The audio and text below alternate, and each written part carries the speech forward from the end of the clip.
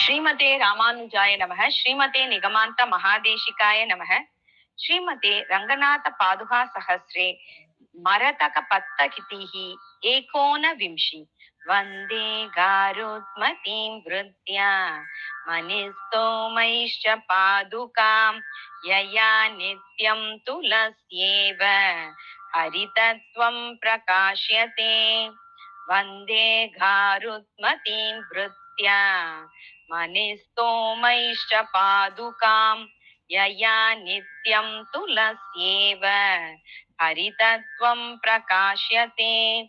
ಸವಿಲಾಸಗತೇಷು ರಂಗಭರ್ತುಃ ತ್ವದೀನೇಷು ಬಹಿಷ್ಕೃತೋ ಗರುತ್ಮಾನ್ ಅಧಿಗಚ್ಚತಿ ನಿರ್ವೃತಿಂ ಕಥಂಚಿತ್ ನಿಜರತ್ನೈ ತ್ವಯಿ ಪಾದುಕೆ ನಿವಿಷ್ಟೈಃ.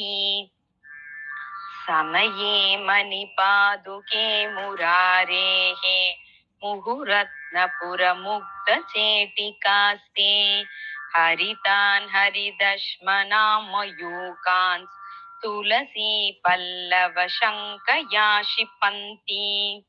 ಹರಿತಃ ಸಹಸಾ ಹರಿನ್ಮಣೀನಾಂ ಪ್ರಭಯಾ ರಂಗನರೇಂದ್ರ ಪಾದರಕ್ಷೆ. ತುಳಸೀದಲ ಸಂಪದಂ ದದಾತಿ ತ್ವಯಿ ಭಕ್ತೈರ್ನಿಹಿತ ಪ್ರಸೂನರಾಶಿಃ. ಪ್ರಸಾದಯಂತಿ ಮಣಿಪಾದುಕೆ ತ್ವಂ ವಿಕ್ಷೇಪ ಯೋಗೇನ ವಿಹಾರ ವೇಲಾಂ. ಹರಿನ್ಮನೋಜ್ಞ ಹರಿಕಾಂತಿ ಸಿಂಧೋಃ ಸಂದೃಶ್ಯಸೆ ಶೈವಲಮಜ್ಜರೀವ. ಬಧ್ನಾಸಿ ರಂಗೇಶ್ವರ ಪಾದರಕ್ಷೆ ಹರಿನ್ಮಣೀನಾಂ ಪ್ರಭಯಾ ಸ್ಫುರಂತ್ಯಾ. ಚೂಢಾಪತೇಷು ಶ್ರುತಿಸುಂದರೀಣಾಂ ಮಾಂಗಲ್ಯ ದೂರ್ವಾಂಕುರಮಾಲ್ಯ ಪಂಕ್ತಿಂ. ಅಚ್ಛೇದ್ಯ ರಶ್ಮಿ ನಿಯತೈರ್ ಘಟಿತಾ ಹರಿದ್ಭಿಃ ಸದ್ವರ್ತ್ಮನಾಗತಿಮತಿ ಮಣಿಪಾದರಕ್ಷೆ.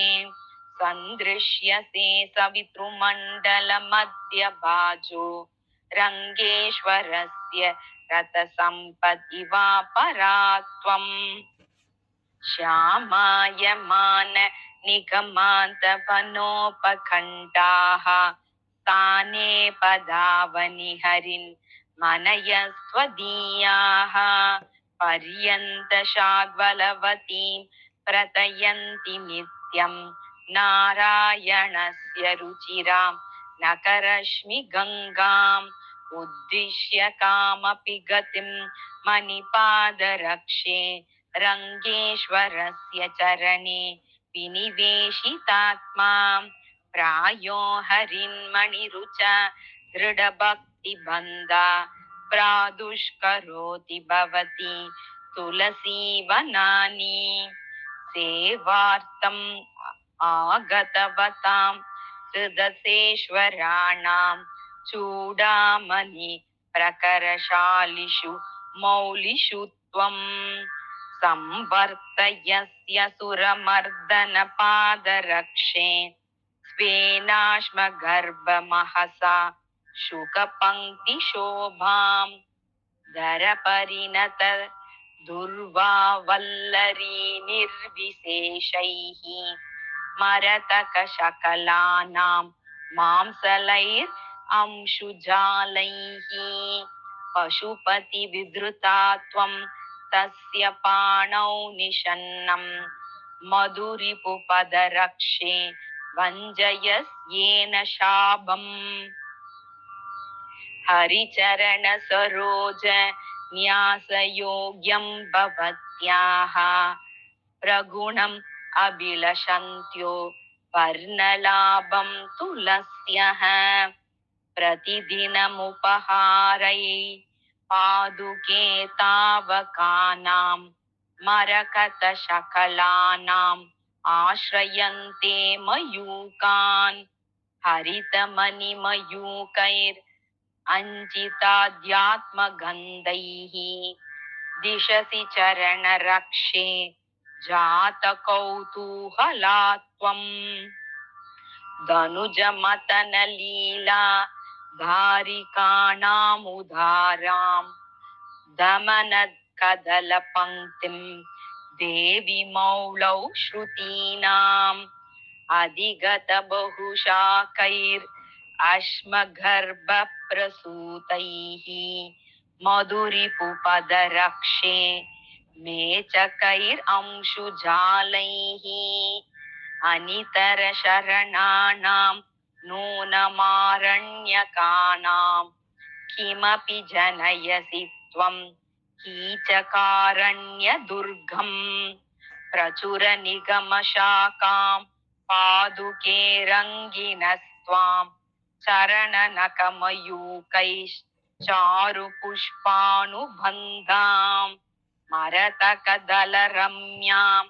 मन्महे सञ्चरन्तीं कनकसरिधनूपे काचिद् उद्यानलक्ष्मीम्